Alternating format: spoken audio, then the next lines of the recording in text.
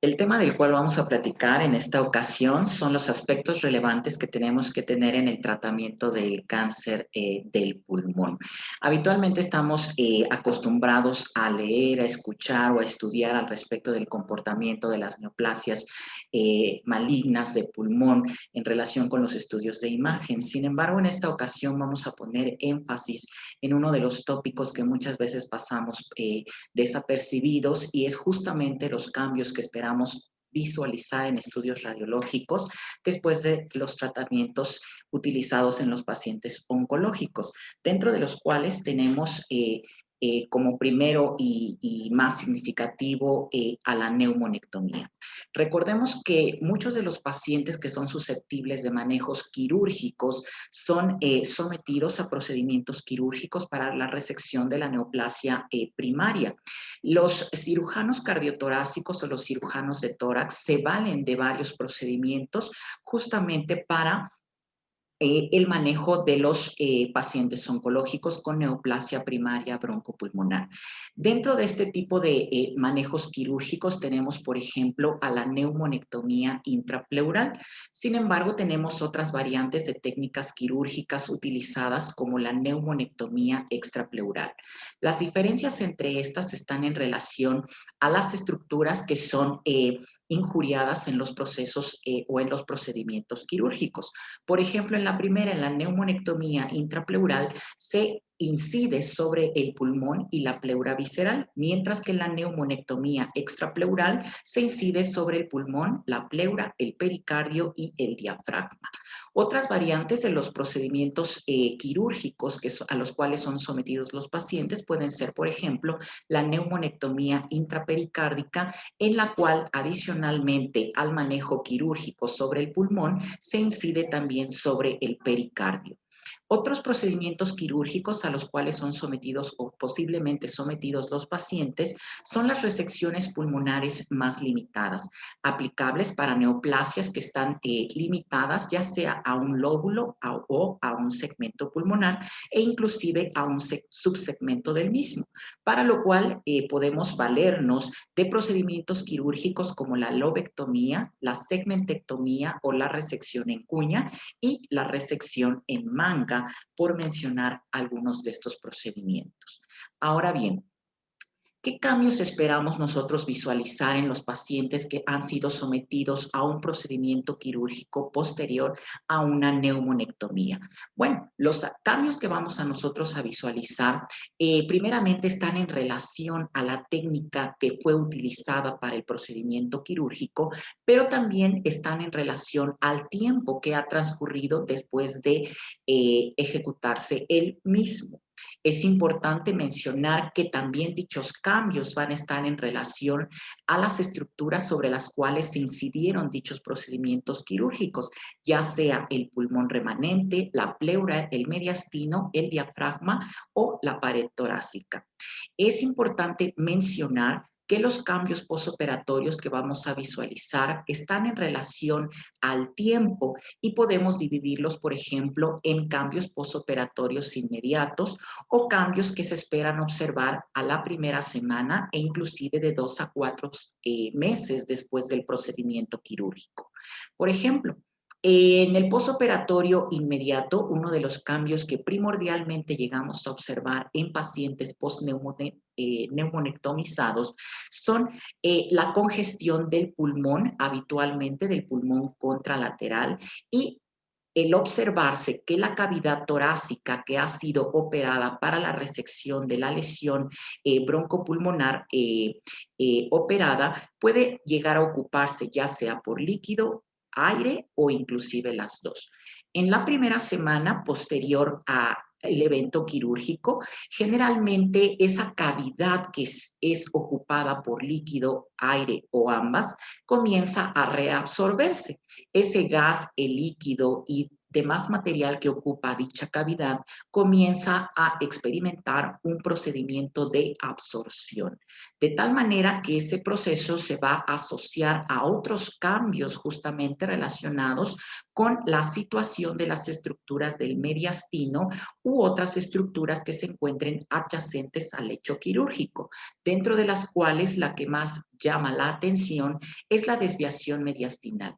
Esta desviación mediastinal es un proceso justamente que sufre la región junto con los órganos que la constituyen al ejercer o efectuarse un proceso de tracción justamente en el lecho quirúrgico. De los 2 a los 4 meses, por ejemplo, esa cavidad que estaba llena de líquido o aire en la primera ocasión, en el posoperatorio inmediato, comienza a reabsorberse de manera gradual y la desviación de la silueta mediastinal junto con sus estructuras que la conforman se hace más prominente dicho efecto de desviación. Vamos a observar algunas de estas radiografías que podemos llegar a obtener en los pacientes sometidos a procedimientos quirúrgicos posteriores a la realización de neumonectomías. En la primera imagen, por ejemplo, tenemos justamente cómo en la radiografía que tenemos en un paciente posoperado, podemos identificar que en el hemitórax izquierdo justamente se identifica ocupación predominantemente por gas. Sin embargo, también se sobreponen algunas radiodensidades aéreas, cambios que son esperados en el posoperatorio inmediato. Nótese también que la situación de la silueta mediastinal guarda una relación relativamente medial con respecto a la caja torácica. En la segunda imagen, que ha sido obtenida de 1 a 2 semanas después del procedimiento quirúrgico, podemos identificar que esa cavidad hemitorácica en el lado izquierdo progresivamente va sustituyéndose y ocupándose por líquido. Nótese también que hacia la región apical de la región hemitorácica izquierda es posible observarse una radiolucidez correspondiente a contenido aéreo que se sitúa en dicha posición. Identifíquese también que la situación de las estructuras mediastinales progresivamente comienzan a desplazarse en sentido contralateral hacia el lado de la región o del sitio posoperatorio. Mientras que en la última radiografía podemos identificar que ya han pasado varios meses después del evento quirúrgico y prácticamente la cavidad ha sido sustituida por una imagen justamente de aspecto radioopaco. Nótese también que las densidades aéreas prácticamente han desaparecido y que la silueta mediastinal ha experimentado un proceso justamente de desviación hacia contralateral. Nótese también que el hemitórax o el pulmón en el lado derecho ha sufrido un proceso de justamente de sobreexpansión, secundario a una compensación por el hecho de estar ausente el pulmón en el lado izquierdo. Estos son los cambios que se experimentan de manera habitual en los pacientes que son sometidos a procedimientos quirúrgicos para la resección de las neoplasias broncopulmonares. Es importante, por tanto, estar familiarizados con dichos hallazgos. ¿Por qué? Porque mediante el seguimiento radiológico, ya sea mediante radiografías convencionales o en su defecto tomografía computarizada de haber indicación para las mismas, deberá estarse consciente de dichos hallazgos morfológicos, esperando que ocurran de manera progresiva como es marcado en un paciente que es posoperado de manera habitual y sin mayor complicación. Ahora bien, vamos a ver en el estudio tomográfico que tenemos en la imagen. Es una reconstrucción de una tomografía de la región torácica en una reconstrucción coronal. Podemos identificar varios hallazgos. Uno de ellos, por ejemplo, es que justamente la cavidad hemitorácica del lado derecho está prácticamente sustituida por un material con densidad líquida. Este material progresivamente se va a ir reabsorbiendo dependiendo de la etapa o del momento en el cual se encuentre el paciente posterior al evento quirúrgico.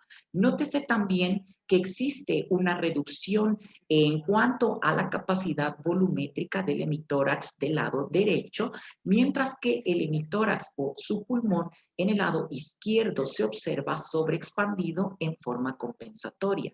Adicionalmente, nótese que el hemidiafragma del lado derecho se sobreeleva justamente en respuesta a la reducción del, digamos que del espacio, porque ya no hay un pulmón que esté ocupando dicha cavidad hemitorácica y por lo tanto ese hemidiafragma tiende a sobreelevarse y condicionando de forma secundaria que la situación, en este caso del lóbulo hepático en su lado derecho, igualmente tienda a cefalizarse.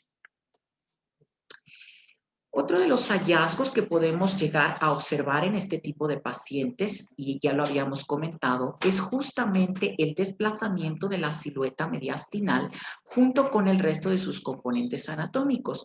Uno de los más claros que podemos identificar en esta reconstrucción coronal es justamente la desviación de la tráquea o de la columna aérea de la tráquea junto con el bronquio principal del lado izquierdo en sentido contralateral, es decir, hacia el lado derecho, sitio que coincide con el lecho quirúrgico. Nótese también que el bronquio principal del lado derecho está ausente. ¿Por qué? Porque se conformó un muñón quirúrgico justamente secundario al procedimiento al cual fue sometido dicho paciente.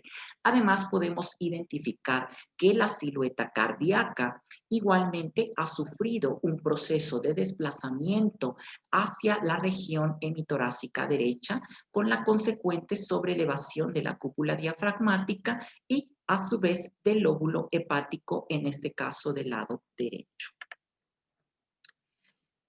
Veamos en esta imagen, es una reconstrucción, una imagen en plano transversal o axial de una tomografía computarizada de la región torácica. En ella podemos identificar cómo justamente esa cavidad ha sido ocupada por líquido predominantemente y podemos identificar que en el sitio quirúrgico donde se encuentra el muñón bronquial, en este caso principal del lado derecho, tenemos material quirúrgico que justamente fue colocado posterior al evento operatorio de este paciente.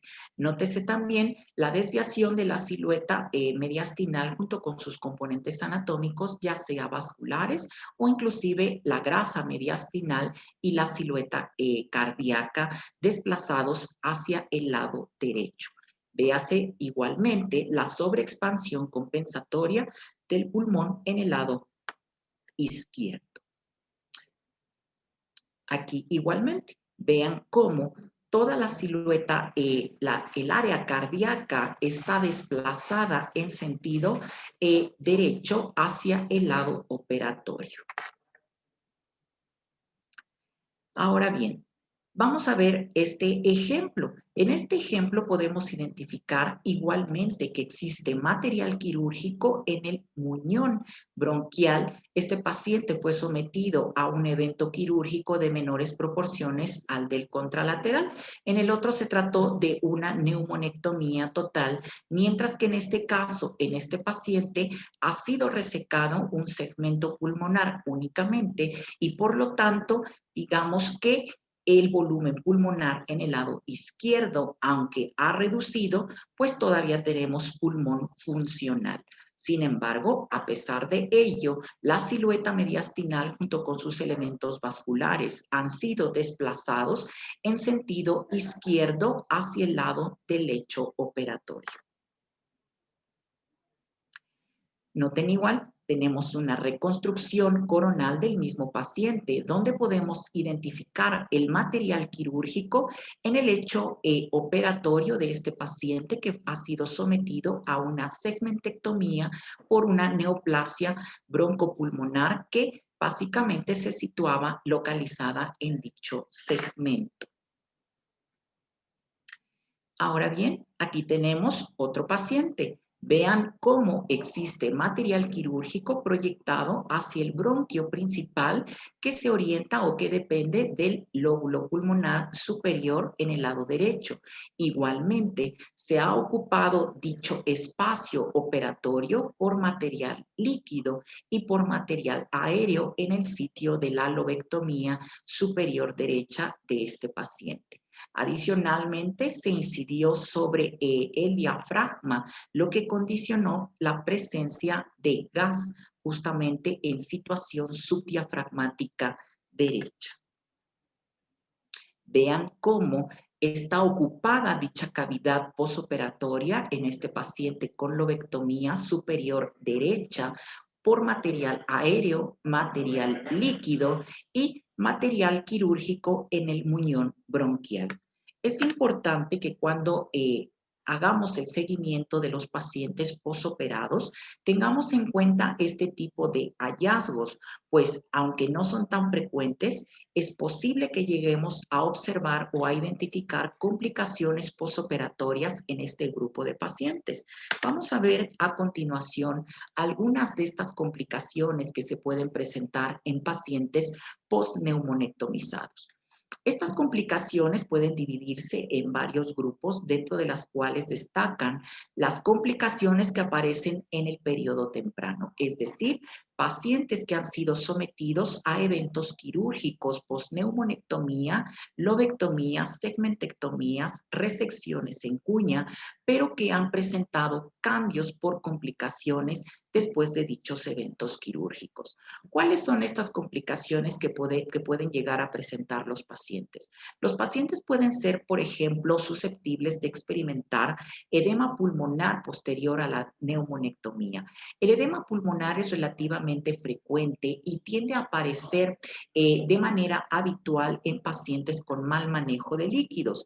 Es una de las complicaciones más frecuentemente presentadas en pacientes sometidos a eventos quirúrgicos de cualquier índole. Sin embargo, los pacientes operados de la región pulmonar pues tienden a manifestar de manera más frecuente dichas complicaciones. Otra de las complicaciones que pueden llegar a presentar, por ejemplo, son las fístulas broncopleurales, las neumonías en el pulmón remanente, el empiema postneumonectomía, atelectasias, trombosis de las venas pulmonares, síndromes postneumonectomía, torsión pulmonar y la hernia cardíaca.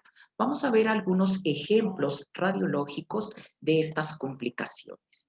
En la primera imagen tenemos una radiografía de un paciente posoperado que se encuentra pues todavía en una unidad de terapia intensiva, dentro de lo cual podemos identificar que la silueta o más bien el área pulmonar en el lado izquierdo presenta un infiltrado intersticial de tipo difuso de aspecto en vidrio esmerilado.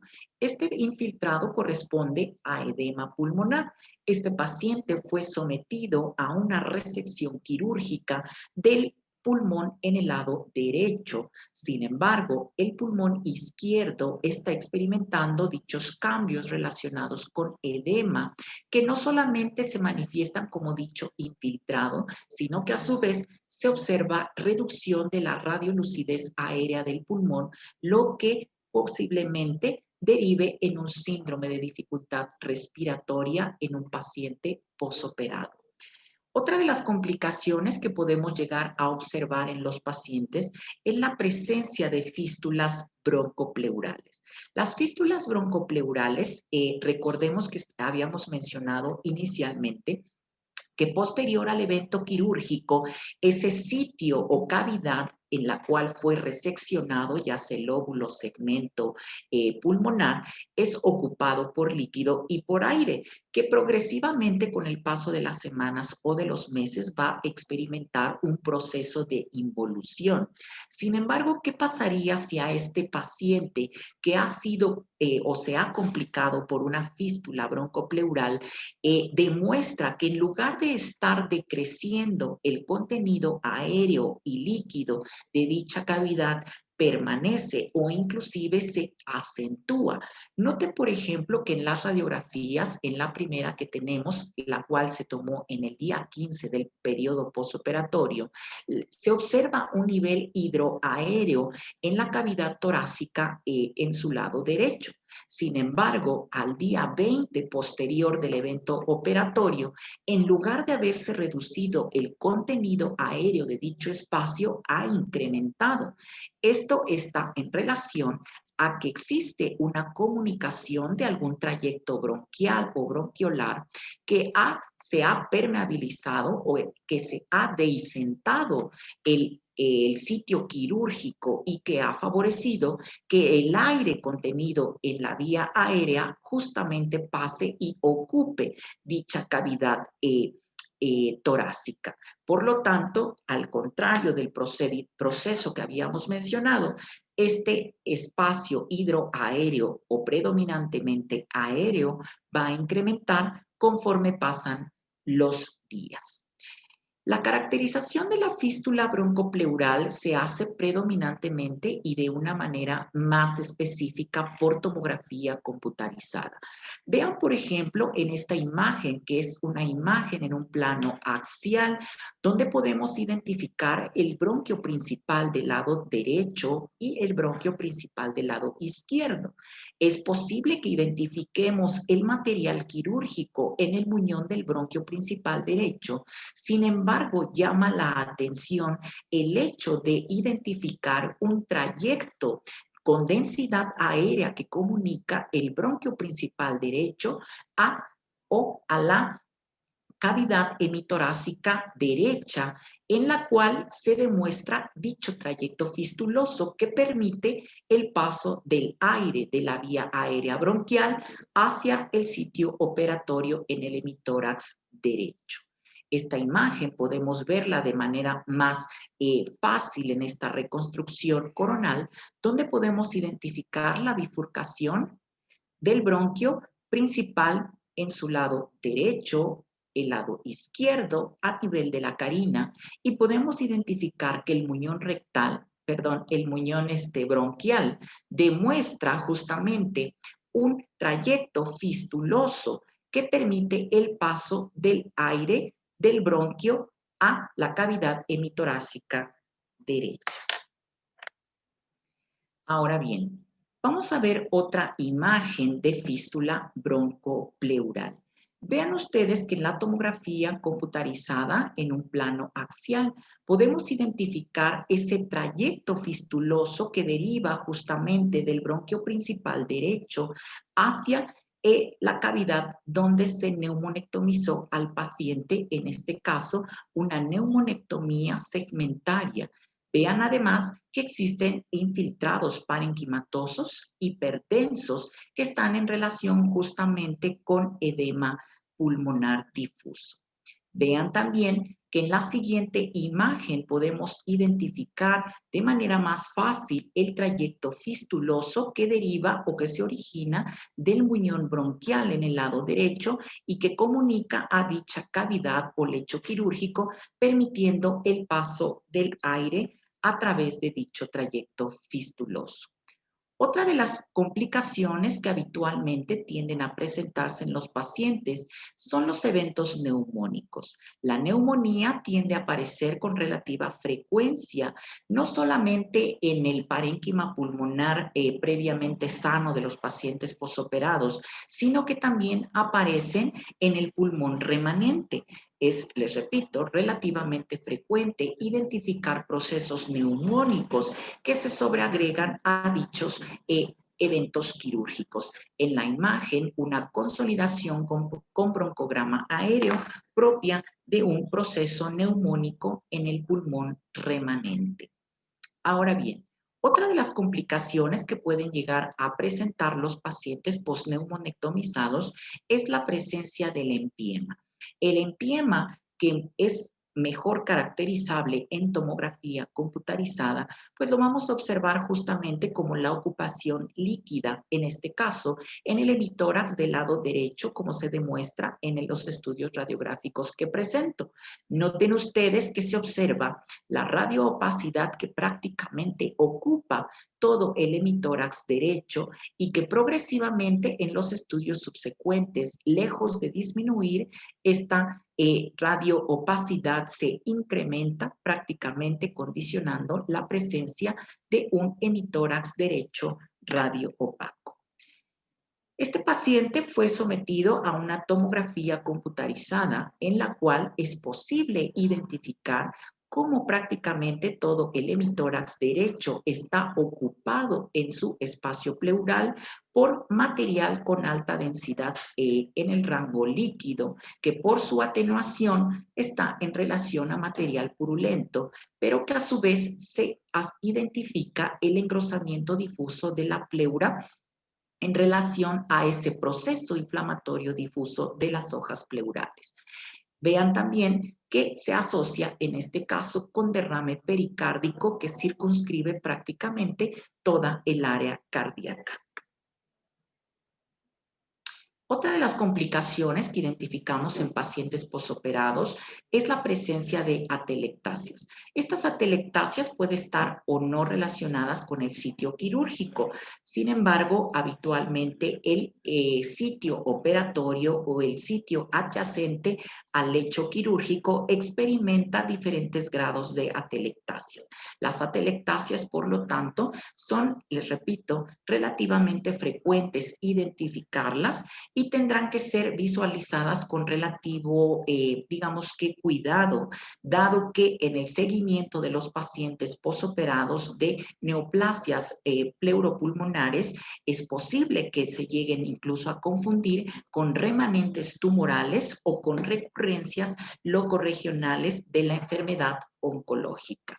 En este caso, noten cómo existe una atelectasia que se proyecta en situación del lóbulo superior en el lado derecho y en la imagen de tomografía de otro paciente un segmento atelectásico posterobasal correspondiente al lóbulo inferior izquierdo. Se asocia adicionalmente con ocupación líquida del espacio pleural.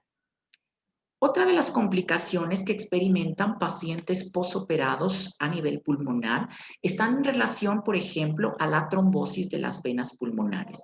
La trombosis de las venas pulmonares puede estar o no en relación a la enfermedad oncológica que es a la cual fue manejado el paciente. Por ejemplo, a veces la enfermedad oncológica, dependiendo del grado de extensión del cáncer broncopulmonar, puede infiltrar o comprometer a los vasos pulmonares, es decir, los infiltra, los circunscribe y pueden estar inclusive ocupados por tumor o por componente tumoral. Sin embargo, también es posible que en los periodos posoperatorios después de las neumonectomías, las venas pulmonares experimenten diferentes grados de trombosis.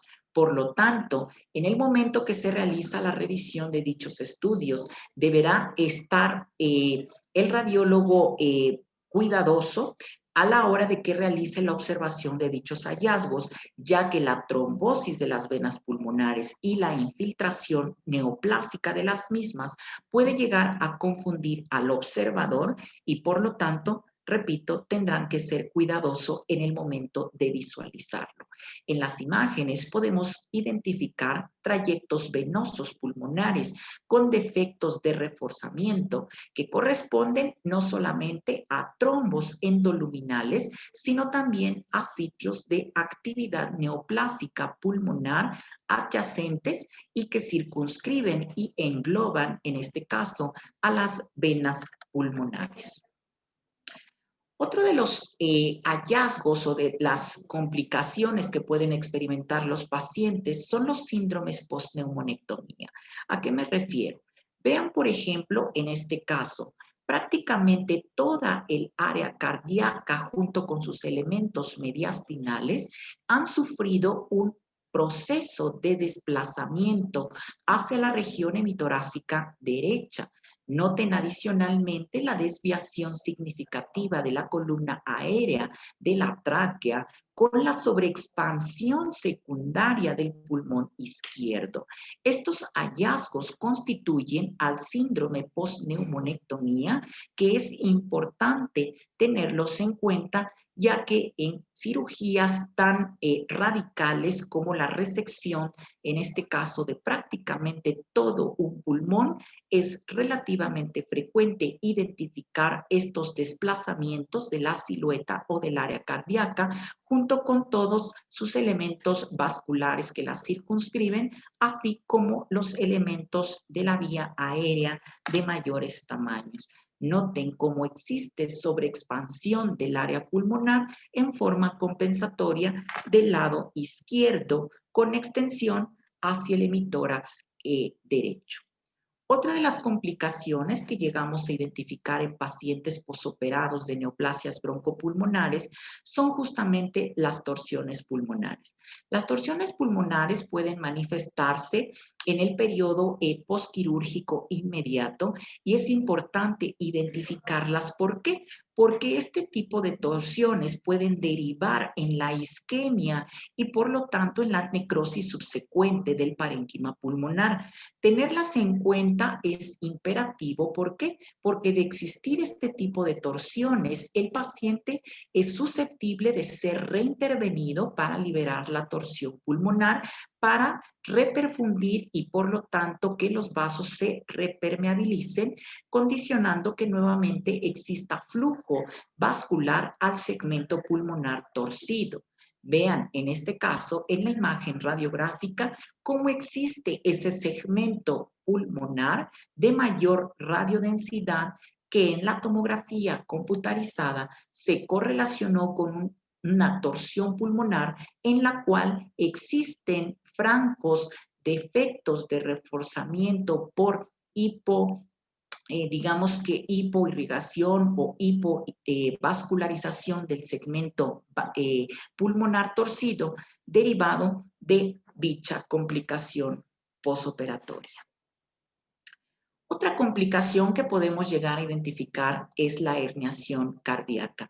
La herniación cardíaca, vean, este paciente está neumonectomizado en forma total en el lado derecho. Prácticamente toda esa cavidad está sustituida u ocupada por aire.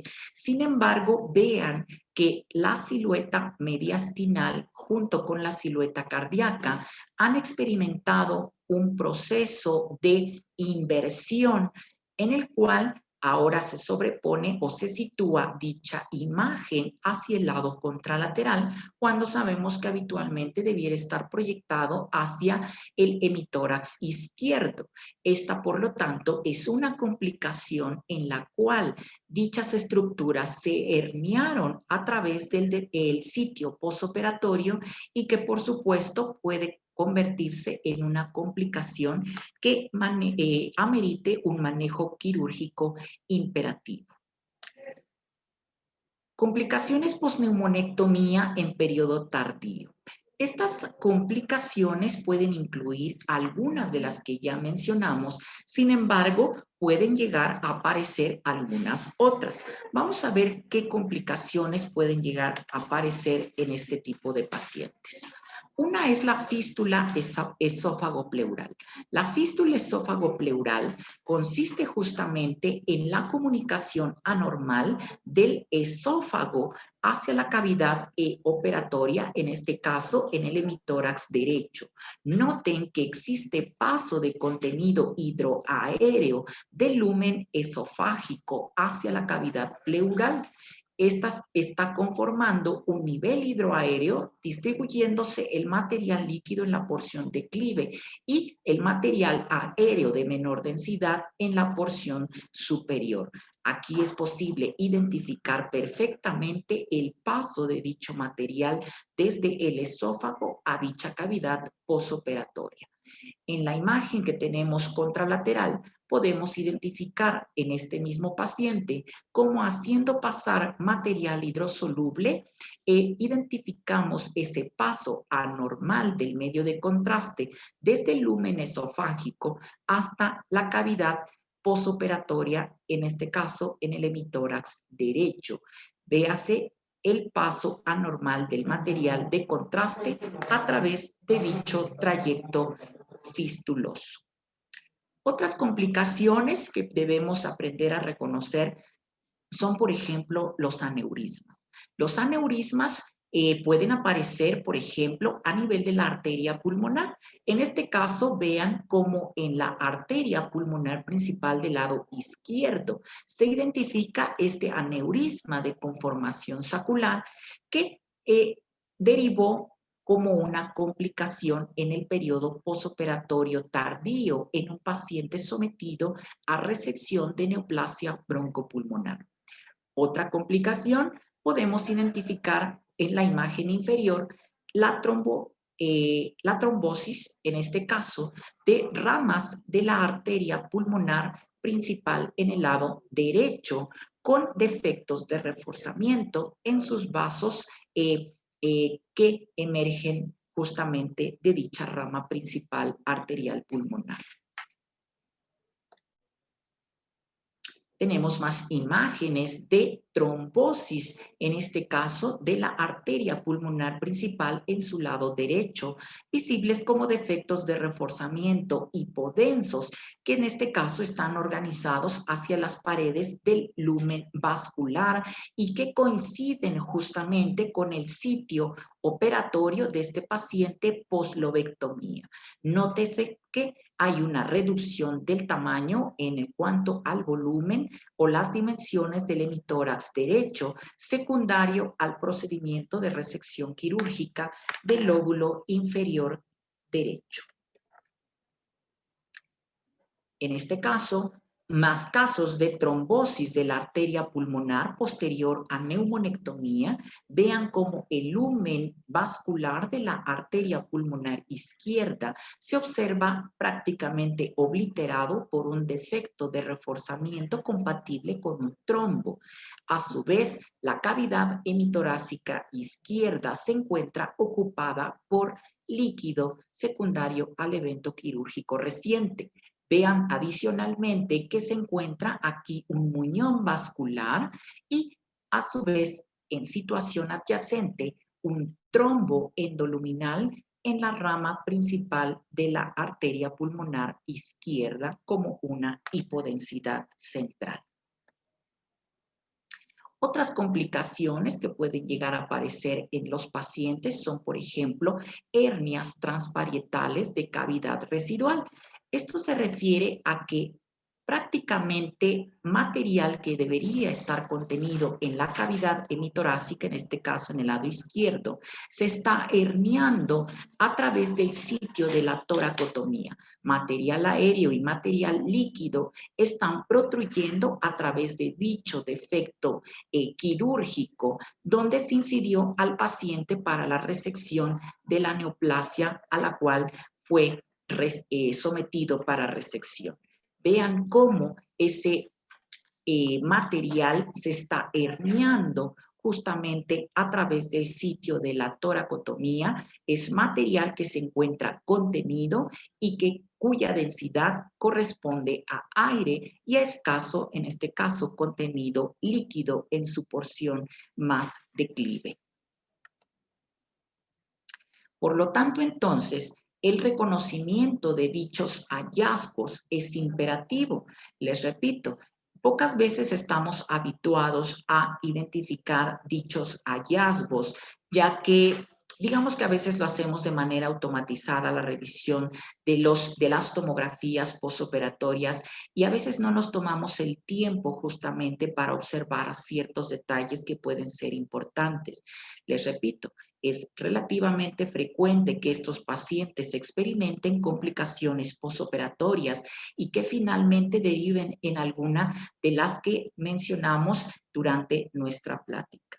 Sin otra cosa que agregar, agradezco al comité organizador la invitación a participar en este evento y de antemano agradezco su atención y participación en este evento académico que por supuesto esperamos que tenga el impacto que esperamos tener en todos ustedes y que el conocimiento o las experiencias aquí vertidas sirvan en su práctica radiológica diaria en los centros de diagnóstico a los cuales ustedes pertenecen. Agradezco mucho.